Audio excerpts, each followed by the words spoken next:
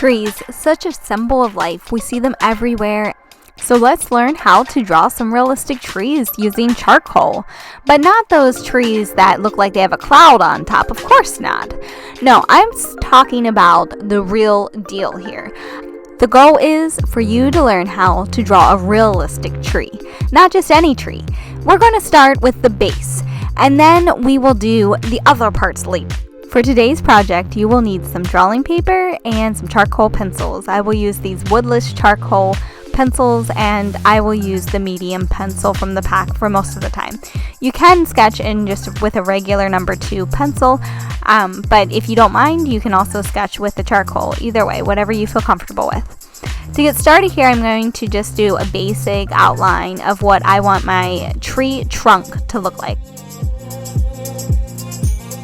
We are learning how to draw the tree trunk first, and we will learn the branches and the bark in the next episode. Now, before we go too far, let me give you a few tips. We are planting the tree firmly on the ground. Now, this step is very important because if the tree is not on solid ground, it will look like it is floating on the paper, and that will not lead to a realistic looking tree. My next tip is that most trees will flare out just as they meet the ground, and emphasizing this flare and avoiding the tree trunk being straight down will give the tree a good base. The third tip is remember that trees are actually a cylinder in shape. The shading should represent a cylinder-like object. Also, the bark of the tree will gradually get more dense or thick on the edges as it wraps itself around the tree. So you would probably have a little bit of a deeper or darker shading as the tree is going away from us on those edges. And the last tip is change and vary the weight of your pencil stroke to help make your tree appear 3D. And this is true no matter if you chose to use that number 2 pencil or the charcoal pencil that I am using. You're going to change and vary the weight of your pencil stroke by pressing harder and lighter on that pencil to make your tree appear more 3-dimensional. So as I'm drawing the tree trunk, I'm going to show where some of the roots are going into the ground. Not every tree's roots show where they go into the ground, and some trees all you see is the base getting wider and you don't see any of the roots sticking up. But for today's exercise, I wanted to practice with a few of the roots sticking up above the ground just so that we can practice that shading, and it just adds a little bit more visual interest to our practice for today. So as you can see, I am putting in where I think these roots are and where some of the lines of the trunk are. And you know what? If you don't have it exactly placed as you would see in the reference photo that you chose to look at, that is okay, because no 2 trees are alike. And the other thing is, later when you show someone this tree, just don't show them your reference photo and they won't know if you messed up at all or not. So you can be following along with me today, or you can be looking at your own tree in your backyard or a reference photo you found online. And no matter what you're looking at, don't show the people that you later show your tree drawing to the reference photo. And then you will look like a super amazing artist, no matter if you got it spot on or you were a little way off. So just enjoy the process, because really that's what art is about, is relaxing our brains and not using so much of that left side where we have to think about logic and numbers and timekeeping and things like that. So as you can see, I'm just putting in these roots, and they right now look not the greatest. And I'm going to be honest with you, most drawings look pretty ugly until they're finished. So don't be too harsh on yourself. And right now, this is completely in real time, and you can see how slow I'm working because I'm just looking at a reference photo and checking my reference photo against what I'm drawing and making sure that what I have is okay. Now on to step 2. Start shading using lighter pressure, and then go on to add in heavier pressure with your pencil. So you can get a range of values from this one pencil, and you can shade on one side of the tree with lighter value, and you can shade on the other side of the tree with a heavier value. Right now I'm adding in just a line for where the ground ends, just because I forgot to do that earlier. Anyways, back to our shading.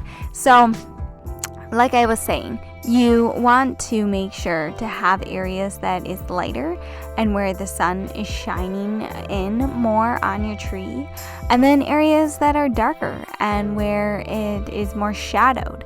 And on the right side of my tree, it's going to be a lot more shadowed than on the left side of my tree. And so that would be true with like the right side of any of these roots that are going down compared to the left side, because I am pretending like my light source is coming from the left side, like a little behind the tree, a little from the left. And so it's making this whole tree a little shady, and then it's going to be a lot heavier on the right side. So you vary the pressure that you are putting on that pencil. That means sometimes you're coloring with your pencil very, very lightly, and other times you're going to press much harder. Now, if this is not working, you could always pick up a hard pencil. I'm using the medium one. You could always pick up the hard lead, and that will give you a lighter shade. Or if you want a darker shade and you feel like yours is not working so well, you could pick up one that is a soft pencil. A soft charcoal pencil will give you darker shades on your tree. Now, for today's demonstration, I will use the soft pencil a little bit, but I mostly just use the medium pencil. The other thing you can do to vary your shades is you can use something to blend, like I'm showing you right now that I'm blending with my finger. The downside of this is charcoal's super messy. Your finger will become black. It washes off really easy, but usually you don't want to do that. So the other thing you could do is use a Q-tip to blend, and that is super useful in blending, and that's actually what I would prefer to use for blending with charcoal, because charcoal is so messy that if you use something like a blending tortillon or a blending stump, it usually makes those so messy that you almost have to throw them away when you're done. But everyone will develop their own personal preference in how they blend and how they use charcoal, and it's just a matter of practice. So as you can see, I'm working in my sketchbook right now, and this is not a final project, and we are just practicing. And then once we feel like we know what we're doing, then we do the final project, the big grand tree that we absolutely love. I also want to point out that right now I did speed up the camera a little bit, so I'm drawing much faster than I was in real life. This whole drawing of this tree trunk roots section took me about 20 minutes, and as you can tell, this video is just a little over 8 minutes. So make sure that you take your time and spend enough time where you need to, and if you need to spend longer than 20 minutes, that is perfectly understandable if it's your first time working with charcoal. And if you end up making it less than 20 minutes, then maybe there were some things that you could have added in and you could have done a little bit more detailed. The last thing I'm doing is just shading the ground. This ultimately needs some grass, I will be honest with you. I did not add grass in, but grass would have made this tree feel like it was actually attached to the ground versus how it ended up. So that was our first practice. That is drawing the base of the tree and planting it firmly on the ground. During our next episode, we will be exploring what those branches and bark should look like. So can't wait until I see you back here.